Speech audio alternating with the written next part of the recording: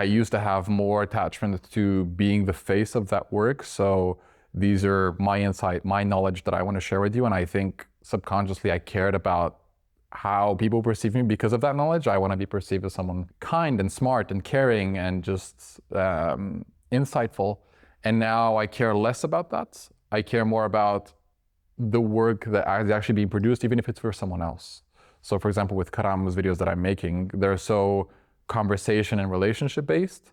And for me, the work feels really, really important. So the fact that I'm contributing to that important work is more important for me than being the face of it. But yeah, I still think about it for sure. Like I post videos not as often and they're not as good numbers wise, and that's fine because I realized I'm happy without that right now. And if it works out, if those numbers pick up, then sure, it might act as a drug again. And like, I might want to like figure out how do I make another banger video that like goes viral.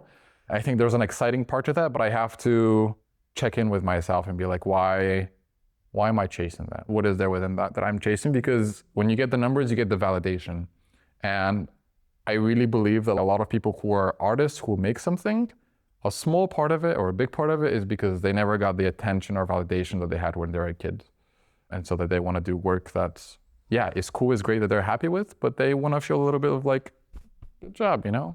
So I'm just trying to be careful of like where the validation is coming from and who it's coming from. And is there a mechanism that you apply to make sure you don't get too much focused or obsessed by the numbers? Or maybe to frame it in a different way, if you wouldn't care about the numbers at all, would you still create the same type of content? It's tricky once you get the numbers, because then something happens in your mind where you're like, oh, this thing that I made works and this is great and now I can make more of it. But then what you create changes to satisfy the numbers, to get the numbers. So I think there's like a tricky part to that. I feel fortunate right now. My priority and goal in life, again, isn't to make my own social media work. But if I was trying to make a full-time living just out of that, purely out of my own social media and go back to it, I would really have to check in with myself about my drive and like, what do I do when numbers perform well and how do I feel about it?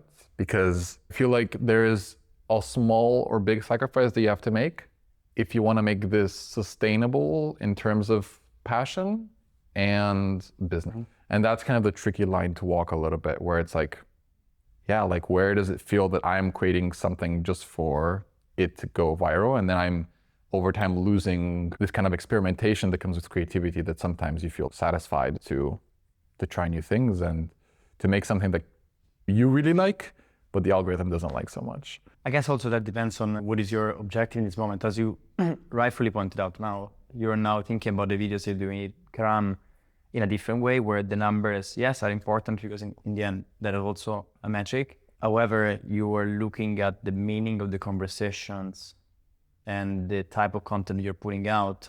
It seems from what you're saying that if it touches 2 people deeply, it's better for you than if 10,000 people like it. This is kind of something I'm trying to learn again, is I am making less videos for myself, which is where I don't care about the numbers, but I'm making videos for Karam and his YouTube. And those are videos that every video I have a lot of confidence in that being a good story.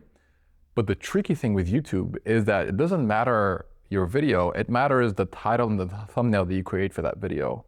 And this is where it eats me. Honestly, this is like the most frustrating part for me right now, is because I can make a banger video and tell a really good story. And after I'm done squeezing that out and all those thoughts and thinking, then I have to spend more time thinking about the title and the thumbnail. And I just get frustrated because so much of the result comes from that. And luckily, I have some like numbers to show that like I can make a good title and thumbnail, but not every time. And it eats me because I know I can make a good video, and now I'm trying to get better at making titles and thumbnails. But I guess I just try to do my best and then just move to the next one. Do my best, move to the next one. And I think a good thing with YouTube, for example, as a platform, is that it still picks up videos that are like years and years ago. So you can still experiment and try things out, as compared to like a platform like Instagram, where like the lifespan of certain videos are a lot shorter than YouTube. The shelf life of Instagram, exactly. TikTok is probably even shorter, right? Probably, yeah. I'm not on there anymore. But YouTube is becoming more and more awesome because it has like ABC testing with titles and ABC testing with thumbnails. So you can really just like try a bunch of things and see what works better in the percentage wise. And that's really, really helpful because then you just don't have to count on like one single title or one single thumbnail and change one thing at a time and then like track the analytics, which can get frustrating. As someone who's more involved in the creative process, you just want to do the creative work. But then on YouTube, what matters more is the packaging.